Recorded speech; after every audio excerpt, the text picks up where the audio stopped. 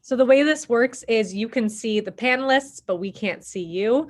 So if you have any questions, please feel free to leave them in the Q&A, or I believe you can chat them to one of us privately.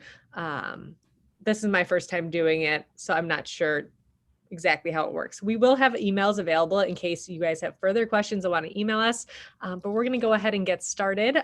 So welcome to the support services elective night presentation. There are a lot of services we offer at Lincoln, so we are going to get started and provide a very brief overview. So again, if you have any more questions, you are welcome to reach out to any of us. Because we do have a lot of supports here at Lincoln. So we're going to start off with our resource teachers. So the way that resource works, every team has a resource teacher who serves as the case manager. So we have our resource teachers listed here. So whether your children are at Lincoln now or are coming to Lincoln, if they have an IEP, they will see one of our resource teachers as the case manager, and they might have them for resource as well. So do our resource teachers want to give a brief introduction? Just say hello. Sure, I'll go. I'm Jill Hecker. I'm the resource teacher from Team 7-1. I currently teach writing intervention, resource, reading comprehension intervention, replacement LA, and I co-teach in LA on Team 7-1. I'm Tom Kimes. I'm Jill's counterpart. I'm the 7-2 guy. I do most of the math stuff. I have a writing intervention group, but I mostly focus on math support outside of the resource room. I'm Jill Gronwick. I'm the resource teacher on Team 8-2. Kind of like the others, I have a resource class, I co-teach a little bit, and then I teach some intervention classes too. Thanks, Jenny. And I'm going to talk a little bit about what the resource class is. And so we've got 3 focuses in our resource class, and the resource class does take the place of an elective class. And so the first focus is on executive functioning. We do a lot of organizing. We focus on work completion and really building up those student skills, you know, studying, planning, time management, things like that. And then we also focus on academics. We do a lot of reviewing, previewing, pre-teaching, reteaching, helping the kids with breaking down assignments. If they need to access an extended time accommodation for a test, they can use that in resource. And then finally, we do focus on some of the social emotional needs of our kids, self-regulation, self-advocacy, coping strategies. The resource class is really a check-in for those kids, to make sure that their needs are met. Thank you, Jill. And we also have a lot of related service staff. So rather than read through the list, I will go ahead and whoever would like to introduce themselves. We have everyone from social workers to counselors to our school psychologists here. So my name is Joanne Bruton. I'm the school counselor at Lincoln.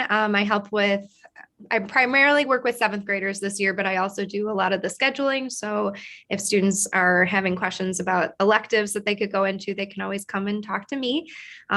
New student check-ins, that kind of stuff, I do that too. But Joanne Bruton, school counselor. Hi, I'm Mary Condon. I'm one of the school social workers here at Lincoln, and I work primarily with 6th grade this year and with some 7th graders. And then Katie Lynn is not here this evening, but she is another school social worker here at Lincoln, and she primarily works with 8th grade this year. Hi, I'm Megan Kuman. I'm the speech language pathologist here at Lincoln. I work with all grade levels on students' speech and language IEP goals. And my name is Ivana Whippich, and I'm the EL teacher. I work with English language learner students. So we're just going to review what some of our services look like. And again, we're keeping this very brief in case we need to answer any questions at the end. But we have speech and language services.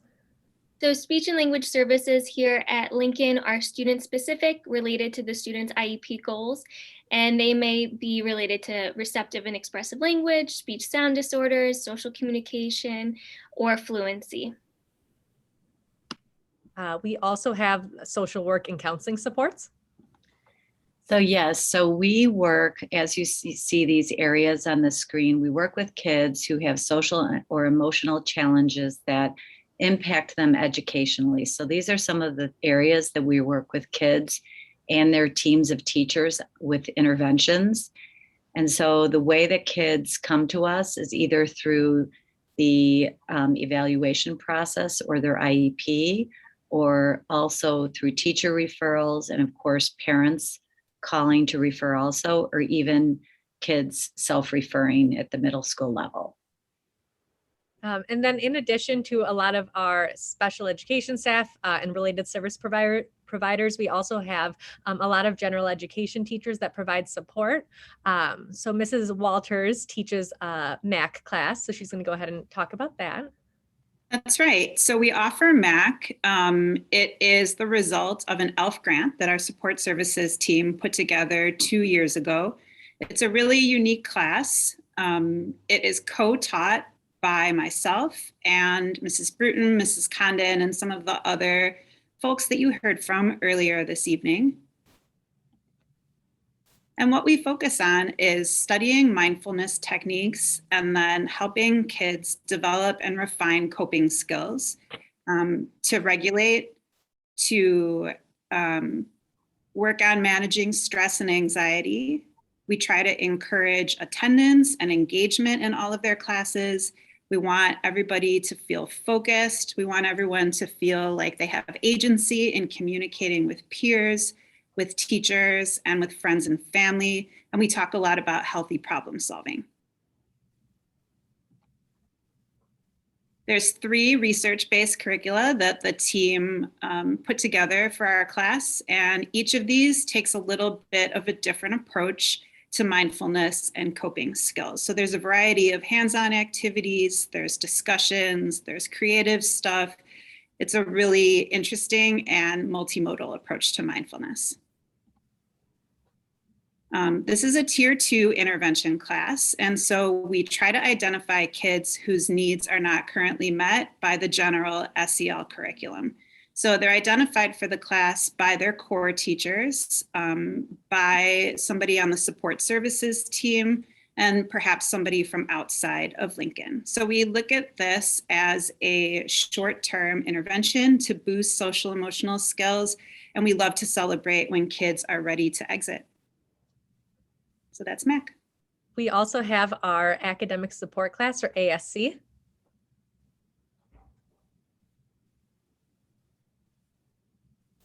I was muted. I'm Mrs. Sitchy.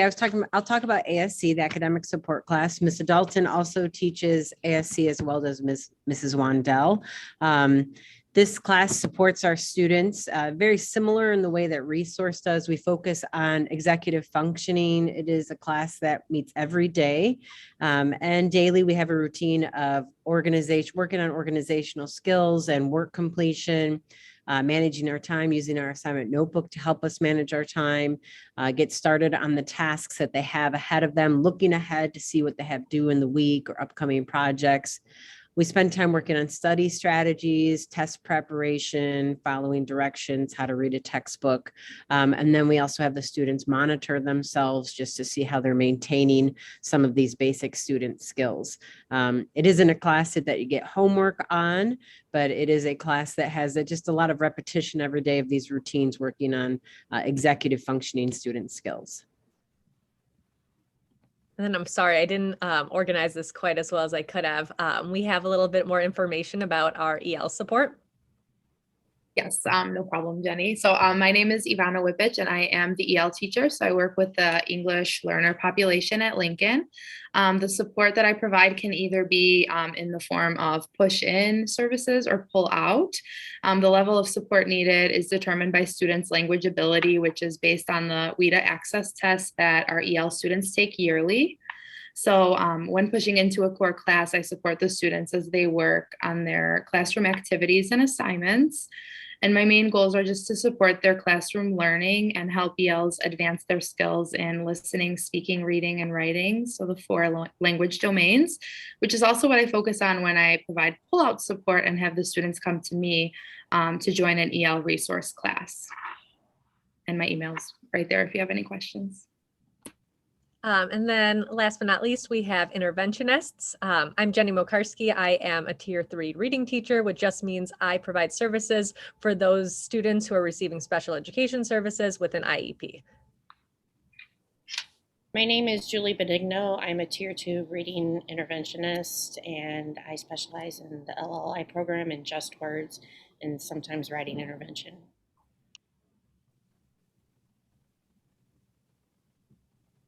Mr. Peters, I think I can't hear you. Can you guys hear Mr. Peters? Sorry about that. No, you're fine. Yeah. All right, cool. So my name is Mr. Peters. I'm a math intervention teacher, and I teach Math Connect for 6th, 7th, and 8th grade. So we're going to go ahead and discuss reading intervention and Read to Succeed. So the reading interventions have quite a lot of names and student schedules, but basically what you need to know is that reading as well as other intervention classes take the place of an elective. So students aren't being pulled out from science, social studies, or their core classes like they were in 5th grade. And it's aimed at teaching skills for improving specific skills in one or more of the following areas. So comprehension, encoding, decoding, fluency. And we do base the materials on the needs of the students. So we have a lot of different materials here. Mrs. Benigno mentioned LLI, just words. I teach using the Wilson reading system, reading mastery. There's a lot. And again, we group students based on their needs. And students can move in and out of interventions each trimester, and that is based on classroom data and progress monitoring data, as well as input from their teachers in their classes. Yeah, so I'm Tom Kimes. I'm a special ed teacher, but I also do some interventions. I teach an intervention group for writing. In the writing intervention group, we're really looking at helping students fill some gaps. Generally, this is a tier 2 intervention. It can be tier 3. And depending on what tier we're working in is, that skill changes. So we could look at sentence on a fundamental level, the rules of simple sentences. We could look at proficiencies in paragraphs. How do we write a paragraph? What are the sentences that go into it? And that focuses more on writing for a purpose. And then we also have Math Intervention, another one that has a few names, but Math Beyond is one of the names of our programs.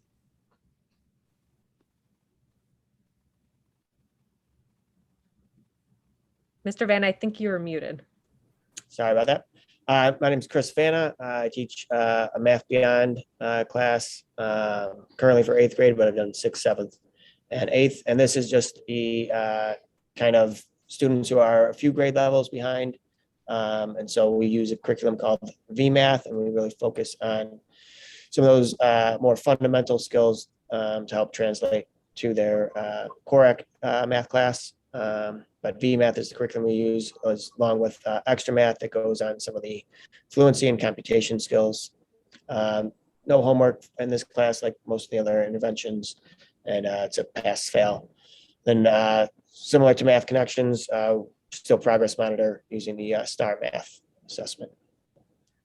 So I'm going to stop sharing. And at this point, parents or attendees, if you have questions, feel free to send them in the Q&A or chat, and then I will read them out loud and we can do our best to answer.